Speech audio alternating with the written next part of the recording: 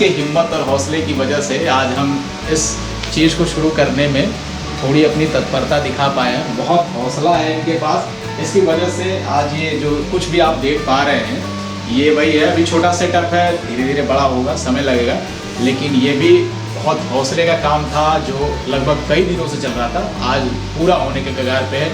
तो खबर तक न सिर्फ एक चैनल है बल्कि एक विज़न भी है, एक सपना भी है, और सर उसी सपने को लेकर हम सब आगे बढ़ रहे हैं। नहीं, बिल्कुल ठीक है।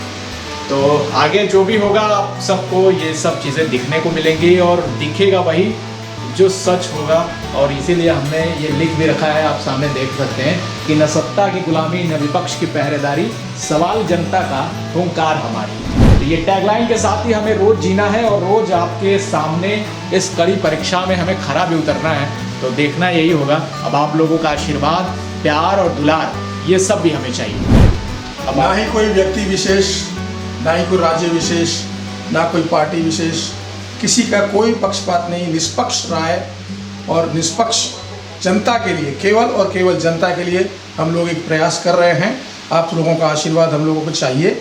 धन्यवाद। कि हमारी सरकार, हमारी पार्टी बहुत कमज़ोर है, ऐसी स्थिति में हम सरकार नहीं बना सकते हैं। कि मान लो तो हार होती है, ठान लो तो जीत होती है। हमने जीत के लिए ठान लिया है और उन्होंने हार मान लिया है। हम मजबूत हो रहे हैं, इसलिए वो कमज़ोर हो रहे हैं और वो तानाशाह सरकार है। ज़्यादा खतरनाक किसको मान रहे हैं समाजवादी पार्टी के लिए, योगी आदित्यनाथ या नरेंद्र मोदी? और समाजवादी पार्टी के लिए नहीं, ये समाज के लिए खतरनाक। ये राष्ट्रीय अध्यक्ष जी बहुत संस्कारवान व्यक्ति हैं। हर जगह ठुकरा जी की है जनता, चूँकि जानती है कि धर्म के नाम की राजनीति करते हैं। राम और लोहिया पार्क, इतना बड़ा पार्क, वो समाजवादी सरकार में बना। ये तो दीवारें रंग रहे हैं, उसका पैसा निकाल रहे हैं। इस समय केवल समाजवादी पार्टी को समाजवादी पार्टी संविधान बचा सकती है। उनकी अगर कोई लड़ाई लड़ सकता है तो समाजवादी पार्टी और हमारे राष्ट्रीय अध्यक्ष माननीय अखिलेश यादव जी।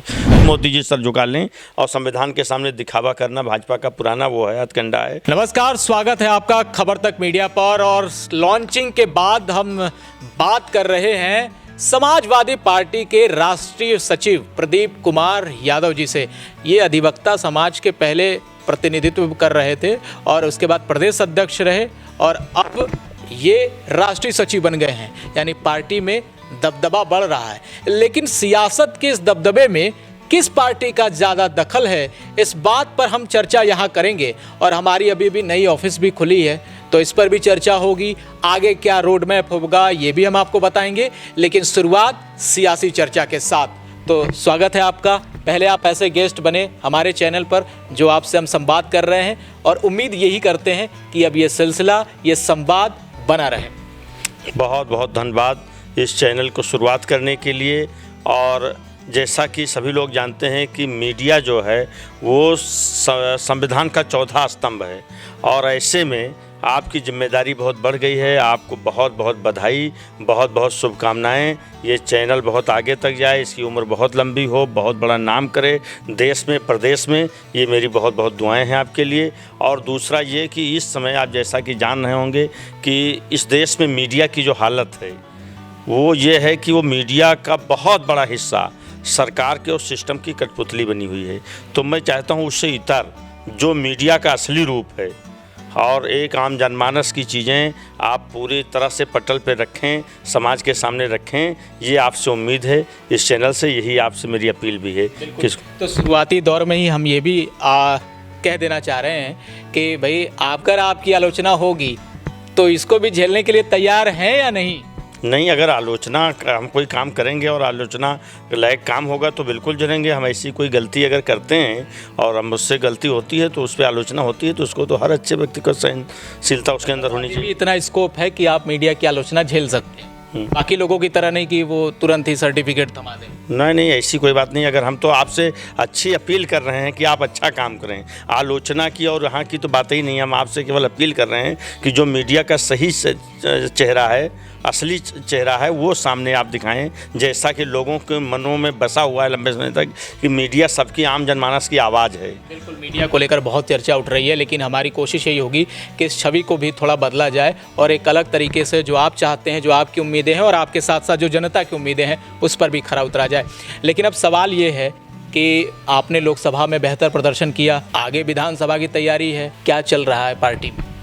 अब पार्टी क्या, हम तो हमारी तैयारी अच्छी चली रही है। और आपको अभी भाजपा के एक विधायक जी का आपने मतलब इंटरव्यू सुना होगा, उन्होंने खुद मान लिया है कि हमारी सरकार, हमारी पार्टी बहुत कमज़ोर है, ऐसी स्थिति में हम सरकार नहीं बना सकते हैं, विपक्ष मजबूत है। तो ये कहावत कही गई है कि मान लो तो हार होती है, ठान लो तो जीत होती है। हमने जीत के लिए ठान लिया है और उन्होंने हार मान लिया है, ये असली स्थिति है इसमें। बीजेपी कमजोर हो रही है, इस वजह से आप जीत रहे हैं। आपकी कोई मजबूती, आपका जनता के बीच में कोई विजन, ये क्या है? हम मजबूत हो रहे हैं इसलिए वो कमज़ोर हो रहे हैं। हम मजबूत हो रहे हैं, उनकी कमज़ोरी का फ़ायदा नहीं। हम कैसे? हमारा पीडीए, हमारी सारी, हम समाज के हर दबे कुचले, वंचित, शोषित सबको लेके चलते हैं। और वो तानाशाह सरकार है, वो कुछ चंद लोगों की राज मतलब वो करती है अगुवाई, और हम पूरे समाज का लेके चलते हैं, सबको लेके चलते हैं, सभी की बात करते हैं। इसलिए हम सबसे छाए हुए हैं जनता की, इसीलिए जनता ने इतना बड़ा जनादेश दिया है। तानाशाह कर रहे हैं, लेकिन उसमें कैटेगराइज हो गया है। नरेंद्र मोदी जी को लोग अलग देख रहे हैं और योगी आदित्यनाथ को अलग देख रहे हैं। और तारीफ योगी आदित्यनाथ की हो रही है। कहा यह जा रहा है कि केंद्र की सत्ता नहीं, योगी आदित्यनाथ ज़्यादा फले फूले। तो आप ज़्यादा खतरनाक किसको मान रहे हैं समाजवादी पार्टी के लिए, योगी आदित्यनाथ या नरेंद्र मोदी? ये पूरी भाजपा पूरे सिस्टम को मान रहे हैं, उसमें किसी एक व्यक्ति की बात नहीं है।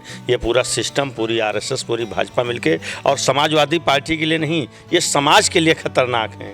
समाजवादी पार्टी के पूरे समाज के लिए खतरा है, ये समाज में विष फैला रहे हैं। कल जो है कार्य समिति की इनकी बैठक हुई, आप भी लखनऊ में ही रहते हैं, तो पूरा होर्डिंग, पोस्टर, बैनर सब आपने देखा। उस बैठक से आपको क्या समझ में आया जो पार्टी के अंदर खाने बीजेपी के चल रहा है?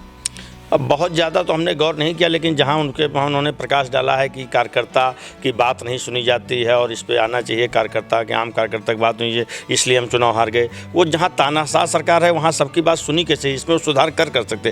तानाशाही उनकी प्रवृत्ति हो गई है, उनकी मनोदशा में बन चुका है तानाशाही, तो वो कैसे आम जनमानस की बात सुनेंगे और कैसे उसकी बात करेंगे? तो ये सुधार उनसे संभव नहीं है, चूँकि उनकी प्रवृत्ति हो गई है।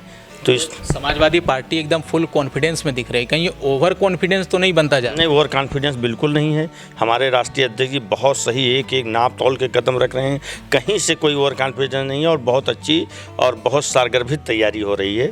और हम लोग बहुत ही, हमें जनता के बीच में जनता पे पूरा भरोसा है, सदैव से रहा है, और इसलिए हम बढ़िया जीत रहे हैं। तो पर कितना ध्यान है, जैसे महंगाई हुई, बेरोजगारी हुई और भी बाकी चीज़ें हैं, इस पर अब विपक्ष चूँकि मजबूत है, तो क्या वो लड़ाई सड़क से संसद तक जाएगी या फिर अभी तैयारी चुनाव की चल रही है? केवल समाजवादी पार्टी ही लड़ रही है पिछले 10 सालों से, हो तो कोई दे रहे हैं सबसे तगड़ी तैयारी। सब हर मुद्दे पे समाजवादी पार्टी हर चीज़ें होता है। हमारे राष्ट्रीय अध्यक्ष जी हर समय हर बात को ट्वीट करते हैं, लड़ते हैं, और कैसी जब भी ज़रूरत पड़ती है उसे सड़क पे उतरने की, सड़क पे उतरते हैं, सदन में आवाज़ उठाते हैं, सबसे ज़्यादा हर मुद्दे को वही बुलंद करते हैं। अखिलेश यादव जी अपने परिवार समेत अंबानी के बेटे के शादी में गए, ये बड़ा चर्चा का विषय बना रहा। लोग ये टैग करते रहे सोशल मीडिया पे कि समाजवाद और पूंजीवाद का ये अद्भुत मेल है। ये तो मैं नहीं कहूँगी, ये तो उनका व्यक्तिगत वो क्या, लेकिन मैं एक चीज़ जानता हूँ कि राष्ट्रीय अध्यक्ष जी बहुत संस्कारवान व्यक्ति हैं और वो संस्कारों को बहुत निभाते हैं। और नेताजी से जिस भी वजह से जहाँ भी उनसे बहुत अच्छा, उनके मुकेश अंबानी जी थे, उनके अनिल अंबानी जी थे, उनके पिताजी धीरूभाई अंबानी से, और तब से नेताजी का आना था, तो नेताजी का आना जाना था। तो इसलिए हमारे राष्ट्रीय अध्यक्ष जी नेताजी के जो भी संबंध थे, जहाँ थे, जैसे थे, उन परंपराओं को निभाते हैं, उन रिश्तों को निभाते हैं। और शायद उसी निभाने की परंपरा में कि जो कभी रिश्ते रहे हैं, उनको राजनीति अपनी जगह है, बाकी चीज़ें अपनी जगह है, लेकिन जो चीज़ नेताजी चलाते थे उनको आगे वो उन संबंधों को निर्वहन करने में, उन रिश्तों को निभाने में हमेशा अग्रणी भूमिका में रहे। आपके गठबंधन के नेता राहुल गांधी तो नहीं गए, क्या वो इन सब परंपराओं को नहीं मानते? ये उनका व्यक्तिगत मामला है, क्या है ये तो व्यक्तिगत है, लेकिन हमको जब लगता है, मैं तो कोई राष्ट्रीय अध्यक्ष मुद्दे बात नहीं क्यों गए कैसे गए, लेकिन जो मुझे लगता है कि वो जो भी कारण रहा हो, लेकिन नेताजी से, उस परिवार से पहले संबंध रहे, जो भी स्थिति रही, अब क्या है क्या नहीं है, रिश्ते कैसे हैं क्या नहीं, लेकिन शायद वो संस्कारों को निर्वहन में और उस दायित्वों के निर्वहन में कि नेताजी ने जो रिश्ते बनाए थे उन रिश्तों को निभाएं। प्रियंका गांधी कह रही हैं कि सबको अंबानी और अडानी ने खरीद लिया, लेकिन मेरे भाई को नहीं खरीद पाए। अब ये खरीदना फरोखना ये तो उनकी अपना निजी व्यक्तित्व की बात है, निजी बात है उनकी, और उस पर हम क्या कहें कि मतलब उद्योगपतियों से एक तो मजबूरी होती है पार्टियों की, ये समझ में आता है कि चंदा चाहिए पार्टी चलाने के लिए, तो क्या इस वजह से भी संबंध अच्छे बनाए जाते हैं? अब नहीं, ये तो सबको, समाज में सबको, उद्योगपति हो, गरीब हो, अमीर हो, सबसे जुड़ के समाज का निर्माण होता है। तो सबकी जरूरत है, कहीं ना कहीं सबकी भूमिका होती है। तो आप ये कहना चाह रहे हैं कि कांग्रेस उद्योगपतियों से कट रही है, यानी वो सबसे नहीं जुड़। अब उनका क्या व्यक्तिगत क्या मामला है, ये उसका व्यक्तिगत मामला भी हो सकता है, कोई बात हो सकती है। क्या रीजन हो तो राहुल गांधी जी बेहतर बता सकते हैं कि क्यों नहीं गए, उनका योजना क्या है, उनके विषय में कैसे क्या बता सकता हूँ। तो ये रैलियों में कैसे कहा जाएगा कि केवल नरेंद्र मोदी के ही अंबानी और अडानी से संबंध? नहीं, ये तो इसका मतलब नहीं। रिश्ते कई तरह के होते हैं और कई संबंध होते हैं, उन परंपराओं की कोई लेना देना, हर ऐसा लेना देना लेन देन का ही संबंध। भाजपा का लेन देन का संबंध है, समाजवादी पार्टी का कोई लेन देन का संबंध नहीं है। जिससे लेन देन, समाजवादी पार्टी एक परंपरा का निर्वहन करने वाली पार्टी है, एक परंपराओं रिश्तों को निभाने वाली पार्टी। उसका नहीं कि लेन देन से रिश्ते निभाए जाएँ तभी रिश्ते होते हैं, निस्वार्थ रिश्ते भी निभाए जाते हैं। अब जिन भी स्थितियों में जहाँ से जैसे भी उस समय नेताजी से संबंध बने तो उनको राष्ट्रीय अध्यक्ष जी को हमारे लगा होगा कि नेताजी के बनाए रिश्ते हैं, इनको आगे हम क्यों सू तोड़ें। अयोध्या की जीत को लेकर अभी आप लोगों के दिमाग में क्या चल रहा है जब भाजपा वालों से आप लोगों का आमना सामना होता है? जितने अभी पुरी में देखिए हार गए, और जहाँ जहाँ भी मामला होता है, जहाँ भाजपा जहाँ जहाँ धार्मिक स्थल हैं, हर जगह ठुकरा चुकी है जनता, चूँकि जानती है कि धर्म के नाम की राजनीति करते हैं और ये वोट की राजनीति करते हैं, धर्म की राजनीति करते हैं, इसलिए जनता हर जगह नकार चुकी है। आप देख लीजिए जहाँ जहाँ भी जितने बड़े बड़े धार्मिक स्थल हैं वहाँ वहाँ हर जगह भाजपा आ रही है। लेकिन वो दावा भी तो करते हैं कि उन धार्मिक स्थलों का विकास, सौंदर्यीकरण वही करा रहे हैं। अब ये तो दुनिया देख रही है कि जितने बड़े बड़े, इतना बड़ा ऑक्सीजन का प्लांट, इतना बड़ा एशिया का सबसे बड़ा पार्क, और जो भी सबसे बड़ा वो जनेश्वर मिश्रा पार्क वो समाजवादी सरकार में बना। आपका लोहिया, राम मनोहर लोहिया पार्क, इतना बड़ा पार्क वो समाजवादी सरकार में बना। तो जहाँ सबसे बड़े जो काम हुए हैं हरियाली, और इसके लिए ये तो दीवारें रंग रहे हैं, उसका पैसा निकाल रहे हैं, उस पर फर्जी का और रंगाई पुताई करके, और उसका बस ये कर रहे हैं, यही रंगाई पुताई। कोई ऐसा इस तरह का काम तो नहीं कर, पर्यावरण संबंधित कोई उस तरह का काम भाजपा नहीं कर रही। 27 के चुनाव में किन मुद्दों पर ज़्यादा फोकस रहेगा? सभी जितने समाज की महंगाई है, बेरोजगारी है, नौजवानों का मुद्दा है, ये सब मुद्दे हैं समाजवादी पार्टी के। तो मुख्यमंत्री अखिलेश यादव ही रहेंगे? बिल्कुल बनेंगे, उसमें कोई डाउट ही नहीं है। तो मतलब एक और चुनाव होगा जब ये पार्लियामेंट्री अपनी सीट छोड़ेंगे? अब बिल्कुल ऐसी स्थिति आएगी तो बिल्कुल उसमें क्या दिक्कत है। पार्टी में एक मत है कि इन्हीं को जो जरूरत होगी, जनहित में जो ठीक लगेगा, जिसमें जैसे निर्णय लेने को, तो बेहतर निर्णय वही लेंगे। लेकिन यह है कि उसमें कोई डाउट तो नहीं मुझे लगा। आपकी व्यक्तिगत इच्छा नहीं है चुनाव लड़ने की? राष्ट्रीय सचिव तो आप हैं ही पार्टी में। जी, ये पार्टी का निर्णय, पार्टी की इच्छा के सामने अपनी कोई इच्छा नहीं होती। ये एक आधिकारिक भाषा होती है हर नेता की कि वो बोल देता है पार्टी का निर्णय, लेकिन खुद के मन में भी कुछ होता है। आपकी व्यक्तिगत इच्छा, आपके चाहने वालों की इच्छा? मैंने तो राजनीति ही माननीय राष्ट्रीय अध्यक्ष जी के लिए शुरू की है, मेरी कोई निजी इच्छा नहीं। मैंने केवल उनके लिए राजनीति की, उन्हें मैं कुछ सहयोग कर सकूं और उन्हें आगे मदद कर सकूं। वो देश की राजनीति, बहुत सारे लोगों का भला होगा तो उसमें मेरा भी भला होगा। जब समाज का भला होगा तो मेरा होगा, इसलिए पार्टी का जो निर्णय होगा वही मेरा निर्णय। आप चूंकि नेताजी के समय से जुड़े रहे हैं, कोई एक सलाह जो आप पार्टी को देना चाहते हैं, जो लगता है कि वो अभी इम्प्लीमेंट नहीं हो रहा है और आगे करना चाहिए क्योंकि चुनाव है और सामने बीजेपी जैसी पार्टी है, तो क्या सलाह देंगे? सलाह खुद माननीय राष्ट्रीय अध्यक्ष जी जो हम सोचते हैं, जो चीज़ें हैं, जैसे पीडीए का सबसे बड़ा मुद्दा है कि पीडीए को इसी तरह आगे बढ़ाना चाहिए, समाज के वंचित शोषित वर्ग को आगे लाना चाहिए, वो खुद कर रहे हैं।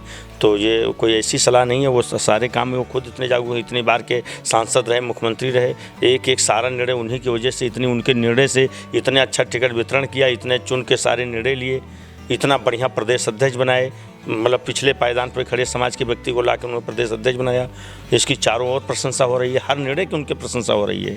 और सबसे खास करके 2024 में टिकट वितरण का निर्णय तो विपक्षी सहित सारे लोगों ने, पूरे प्रदेश ने, पूरे देश ने लोहा मान लिया कि उनकी चारों, तो उसमें उनके निर्णय, उनको सलाह कि कोई जैसे ज़रूरत मेरे लिए। जैसे बाहरी जो लोग होते हैं वो घुसपैठ करने लगते हैं पार्टी में जब उनको लगता है कि सरकार बन रही है, तो उस स्थिति में पार्टी के पास क्या प्लान है और क्या ऐसे लोगों को टिकट मिलना चाहिए या मिले? अध्यक्ष जी बहुत जागरूक हो गए हैं, और जहाँ तक वो जो विधायक बागवत करके गए थे उनके विषय में उन्होंने कन्नौज में बोला कि अगर इनकी सिफारिश में कोई आएगा तो उसको भी बाहर कर दूंगा। तो खुद इतना वो संयमित हो गए हैं कि उनको जो है कुछ बताने की जरूरत नहीं, घुसपैठिए कुछ बने। अब वो राजनीति के बहुत परिपक्व और मर्मज्ञ हो गए हैं राष्ट्रीय अध्यक्ष जी, तो उन्हें कोई अब इधर उधर चरा नहीं सकता। ऐसा ना हो कि कार्यकर्ता उत्साहित होकर घर बैठ जाएं और आराम करने लगे कि अब तो हमारी सरकार आ रही है। नहीं, लगातार माननीय राष्ट्रीय अध्यक्ष जी उनके अंदर जोश भर रहे हैं, जज्बा भर रहे हैं और ये बार बार बता रहे हैं कि या तो उत्साहित होने की जरूरत है, उत्साह से केवल काम नहीं चलेगा, ज़मीन पर ला करके काम करना पड़ेगा, तभी चुनाव जीता जा सकता है। बिल्कुल समाजवादी कहीं से या तो उत्साहित होने नहीं जा रहे हैं। और योगी आदित्यनाथ रहेंगे मुख्यमंत्री या बीच में ही सरकार चली जाएगी, ऐसा लगता है आपको? ये तो भाजपा का अंदरूनी मामला है, उनको कब क्या बनाते हैं, उनका रोज़ बदलना करना, ये उनका सिस्टम है, उस पर हम लोग का उनका अंदरूनी मामला है भाजपा का। और आखिरी बात कोई कहना चाहेंगे अपने कार्यकर्ताओं से, हमारे दर्शकों से? ये कि इस समय समाजवादी पार्टी ही धर्मनिरपेक्षता के मुद्दे पे, महंगाई के मुद्दे पे, बेरोजगारी के मुद्दे पे, हर शोषण के मुद्दे पे केवल समाजवादी पार्टी ले सबको एकजुट होकर के इस समय केवल समाजवादी पार्टी को, समाजवादी पार्टी संविधान बचा सकती है, समाजवादी पार्टी लोकतंत्र बचा सकती है, देश बचा सकती है, हर मुद्दे पे लड़ सकती है। खुल के अगर कोई लड़ाई लड़ सकता है तो समाजवादी पार्टी और हमारे राष्ट्रीय अध्यक्ष माननीय अखिलेश यादव जी। तो इसलिए बस यही सबको सलाह है कि बिना कहीं भ्रमित हुए, बिना कुछ किए अगर भाजपा को हराना है, लोकतंत्र को बचाना है, संविधान को बचाना है, और संविधान की लड़ाई जैसा कि हमारे माननीय राष्ट्रीय अध्यक्ष ने कहा अभी बहुत लंबी है। आपने देखा कि सदन में यहाँ के वर्तमान सांसद जी ने जो यहाँ से हैं उन्होंने सिंगोल का मुद्दा उठाया, और मतलब राजतंत्र का वो जो है वो है सिंबल है एक प्रकार से जो सिंगोल है, तो उसको उठाने के बाद कि वहाँ संविधान की पुस्तक रखी जानी चाहिए। ये सब काम जो है भाजपा अभी भी संविधान को कहीं ना कहीं परोक्ष रूप से मतलब जो है वो संविधान को बदलने की अभी भी उसकी मंशा है, वो बदली नहीं है। संविधान एक लंबा मुद्दा है। मोदी जी सर झुका लें और संविधान के सामने दिखावा करना भाजपा का पुराना वो है, हथकंडा है, वो दिखावा कर लें, लेकिन उनके अंतर्मन से संविधान को स्वीकार नहीं कर सकते। वो लड़ाई समाजवादी पार्टी लड़ती है और इसीलिए सभी वर्गों ने, दलित, पिछड़े, वंचित, शोषित, इस बार दलित वर्ग ने बहुत बड़ा उसको लगा कि ये संविधान से हमारी रक्षा हो सकती है। उसके अंदर जागरूकता आई और इसकी जागरूकता को और विधानसभा में और बड़े पैमाने पर इस चीज़ को करना है और बड़े ताकत के साथ सभी वंचित वर्गों को और संविधान से जिनको संविधान की ज़रूरत है वो सब लोग समाजवादी पार्टी के साथ लंबी लड़ाई संविधान की लड़नी पड़ेगी और समाजवादी पार्टी लड़ सकती है। यही हमारी जनता को, आम जनता को सबसे संदेश है, यही हमारा कहना। बहुत बहुत शुक्रिया बातचीत करने के लिए। बहुत बहुत और एक बार आपके चैनल को पुनः बहुत बहुत खोलने के लिए आपको बधाई और धन्यवाद। चलिए इसी बधाई के साथ, संविधान एक बड़ा मसला है और संविधान के मिले अधिकारों के तहत ही हम आज संवाद भी कर रहे हैं और आपसे जुड़ भी रहे हैं। लेकिन इन संविधान की चर्चा आखिर कब तक चलेगी और कौन बचा रहा है संविधान और किससे है संविधान को खतरा, ये चर्चा भी चलती रहेगी। इन तमाम चर्चाओं के बीच लेते हैं हम एक विराम और फिर मिलेंगे आपसे एक नए शख्सियत के साथ। तब तक के लिए नमस्कार।